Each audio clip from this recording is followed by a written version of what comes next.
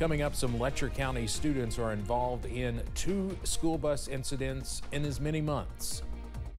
Dedicated to Eastern and Southern Kentucky, this is WYMT Mountain News at 11. Good evening, I'm Steve Hensley. Less than 8 weeks after an Arley Boggs Elementary school bus crashed into a coal truck and flipped into a creek, a bus on the same route this morning with some of the same students had another close call. WYMT's Madison Carmouche has more on what's next for students and parents. After students at Arley Boggs gave thanks to first responders and received praise from the governor for their resilience, it happened again. Twice in a little less than 2 months is tough for our students, tough for our community, and I know our parents must be worried. 9 of the same students were on the bus Wednesday morning when the driver avoided hitting a coal truck and ended up in a ditch. We have about 18 of them that are riding again, and then this morning we had another incident where the majority of the students on that bus were on the bus on January 12th. Students like Amelia and Dylan still worry when they see big trucks on the road. If they're going fast, yes. It makes me sick. Dylan had to get 12 stitches in his face after the crash on January 12th. I think glass cut me, but I'm not sure. I didn't know I was cut until my cousins was telling me, you need to put pressure on that, you're bleeding bad. Terry says after the first crash, the district got all buses equipped with citizen band radio to be able to communicate with trucks. But parents wonder, is that enough? There's a lot of people that think the buses don't have radios, and today they had a radio, and this still happened. So. Bus driver and principal Freddie Terry says a local mining company has already committed to not run coal trucks during bus routes. Now that doesn't affect our entire bus run, but it does take care of 4 or 5 miles of our route, and that is a first step, and that's a positive step. Terry hopes this happening again so soon leads to changes sooner rather than later. In Letcher County, Madison Carmouche, WYMT Mountain News. Principal Terry says the governor's office called for an update on the incident this morning shortly after the school made an announcement. Well, today's incident comes 66 years after one of the deadliest school bus accidents in U.S. history, and it happened here in eastern Kentucky. On February 28, 1958, a school bus carrying 48 elementary and high school students in Floyd County plunged into the Big Sandy River. 26 children and their driver died. The cause of the crash is still somewhat of a mystery, but there was no guardrail at the time to stop the bus from going into the river. There are several monuments and markers in Floyd County to remember those who died.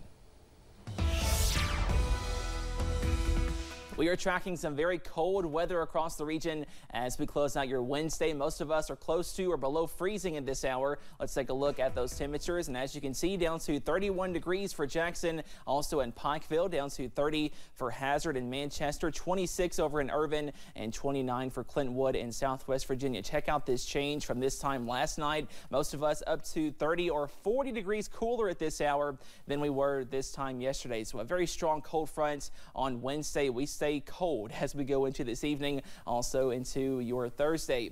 Up on first alert pinpoint Doppler, we are dry as drier air also works into the region, so we are tracking some more dry conditions overnight. We stay mainly clear and cold, low temperatures in the middle to upper 20s as you wake up on your Thursday, and more dry weather on the way tomorrow. Under a mix of sun and clouds, those temperatures top out below average. We should be in the lower 50s. We top out in the middle to upper 40s on your Thursday. But this is a quick shot of cold weather as we see some more 60s and 70s by this weekend. Those details coming up in just a little bit. Steve? Cameron, thank you. Kentucky Republican Senate leader Mitch McConnell announced that he will step down from his role as party leader after nearly 20 years. CBS's Nicole Killian begins our coverage with reaction from Capitol Hill. I love the Senate. It's been my life. An emotional Mitch McConnell took to the well of the Senate Wednesday in a surprise speech. I know the politics within my party at this particular moment in time. I have many faults. Misunderstanding politics is not one of them. The 82-year-old Republican leader said the decision came after careful deliberation. It follows a series of health challenges, including 2 episodes last year where he seemingly froze in public. Okay, Mitch. Elected in 1984, McConnell is the longest-serving Senate leader in U.S. history. Rising quickly through the ranks, he was instrumental in reshaping the Supreme Court by helping to confirm 3 conservative justices during the Trump administration. He's probably been the most consequential Republican senator, if not senator, of the last quarter century in terms of his impact on American politics. Probably the most lasting political move he's made as leader, changing the Supreme Court, and as a result, we reversed Roe versus Wade. Now we live in the Dobbs era, and we see the chaos that's created. But his relationship with former President Donald Trump eventually became strained after McConnell condemned his actions on January 6 during the impeachment trial. And more recently, he was challenged by members of his own conference and split with some over issues like the border and funding for Ukraine. President Biden told reporters he's sad to see McConnell stepping down and said they have a great relationship. Leader McConnell says he plans to serve out the rest of his term through 2027. Nicole Killian, CBS News, Capitol Hill. Congressman Hal Rogers praised Senator McConnell today, saying in part, quote, "Kentucky has a storied history of extraordinary leadership, and my good friend, Republican leader Mitch McConnell, has added a wealth of victories to that legacy as a champion for our Commonwealth and this great nation. I'm grateful that his service is not done yet, and I'm confident that his work for the people of Kentucky will not waver." Senator Rand Paul also released a statement that simply said, quote, "I'd like to congratulate Senator McConnell on his long tenure." Another high-profile Kentuckian in Washington is House Oversight Chairman James Comer, who commented as Hunter Biden was about to give a closed-door deposition. The president's son agreed to that deposition under arrangements that apparently include a release of the transcript to prevent any selective leaks. Congressional probes have focused on Hunter Biden's foreign business dealings. Our committees have unearthed substantial evidence of President Biden and his family's corruption. The Bidens created 20 shell companies, most of which were created when Joe Biden was vice president. The American people see the corruption, but unfortunately many in the corporate media and Democrats seek to cover up for the Bidens. In remarks before his testimony, Hunter Biden said he did not involve his father in his business dealings. The Supreme Court agreed to decide whether former President Donald Trump can be prosecuted on charges he interfered with the 2020 election. Trump has claimed he's entitled to absolute immunity because he was president then. A lower court has rejected that. CBS's Skylar Henry has the latest on that from Washington.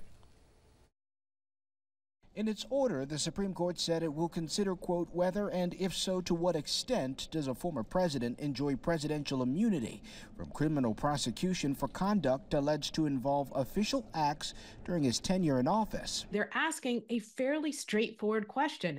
Does a president enjoy absolute immunity from criminal prosecution based on official acts? The decision delays a trial involving former President Donald Trump's efforts to overturn the 2020 election. In a statement, Trump welcomed the news, saying in part that without presidential immunity, quote, presidents will always be concerned and even paralyzed by the prospect of wrongful prosecution and retaliation after they leave office. The High Court will hear arguments the week of April 22nd, with the decision likely no later than the end of June. So far, lower courts have rejected Trump's argument that former presidents enjoy absolute immunity for actions that fall within their official job duties. I expect that they will uphold what the D.C. Circuit said. That was a detailed 57-page opinion. They really went through all of the former president's arguments, specifically the argument that trying him would violate the separation of powers. Trump faces 4 felony charges, including conspiracy and obstruction, for allegedly plotting a scheme to defy voters and hold on to power. Skylar Henry, CBS News, Washington. If the Supreme Court rules against Trump, it could set up a trial for later this year before the 2024 general election. And there is another big development in the presidential race. A state judge in Illinois late today says Trump is not eligible to run, citing a violation of the 14th Amendment of the U.S. Constitution. You'll remember this has happened in a few other states. Now, that's even though early voting in that state's primary is already underway. But the judge put a temporary stay on her decision, in part to give Trump the chance to appeal, which he promises to do. A state House panel debated Kentucky's labor laws this afternoon. They approved House Bill 500. The bill deals with overtime pay, what's allowed when employees drive while on the job, and meal breaks. Supporters say employers are asking for this to help their operations in the state and to be more uniform with what's in place in other states. But opponents fear the law will have unintended consequences. Right now, Kentucky law says you have to give someone a 30-minute lunch break.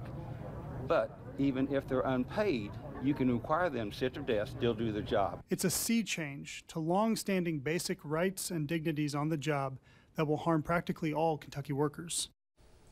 The bill passed the House Small Business and Information Technology Committee and now goes to the full House. The bill sponsor says the bill still allows for people to collect overtime after they work 40 hours. A Kentucky state senator filed a new bill that would outlaw COVID vaccine mandates. Republican Lindsey Tenchner filed SB 295. It would bar schools, businesses, and hospitals from forcing people to get COVID shots or other mRNA vaccines. She calls the technology minimally tested. Health experts maintain COVID shots have undergone more monitoring than any vaccine in U.S. history. Tishner's bill has nearly 24 sponsors. So far, it's not been assigned to a committee. Physicians and healthcare providers in Kentucky united against restrictive abortion laws. Today, more than 280 doctors presented a collective call at the Capitol opposing laws for impeding reproductive rights and risking the health of pregnant women. A current medical student mentioned the impact the laws have on students' decisions to practice medicine in the state, which could also impact more doctors coming into Kentucky. Almost 60% of medical students surveyed have stated that they would not pursue residency training in a state that has abortion bans like the ones that Kentucky has. Among those of us who leave, very few of us unfortunately will come back because we will be forced to choose between acting in the best interest of our patients or potentially facing prison time.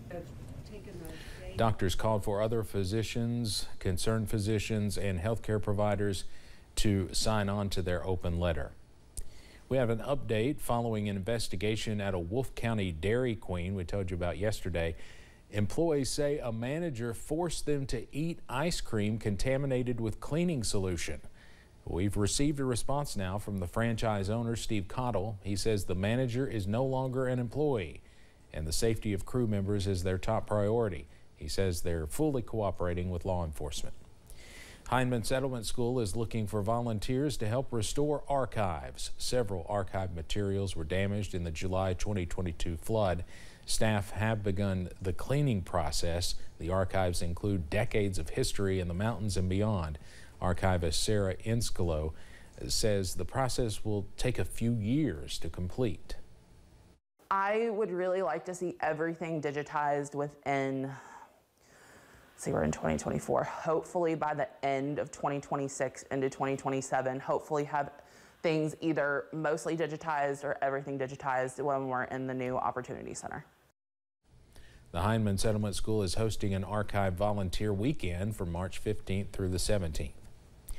Comedian Richard Lewis has died. Lewis revealed he had Parkinson's disease last year, and his publicist says he died at his home after suffering a heart attack. He was a regular performer in clubs and on late-night television for decades. His many roles included the romantic co-lead opposite Jamie Lee Curtis in the ABC series Anything But Love. He reintroduced himself to a new generation opposite Larry David in HBO's Curb Your Enthusiasm. Richard Lewis was 76. Coming up on Mountain News at 11, did you watch the season premiere of Survivor tonight? One contestant is no stranger to Eastern Kentucky. Plus, we are ending February on a cool note. Your Thursday forecast after this break.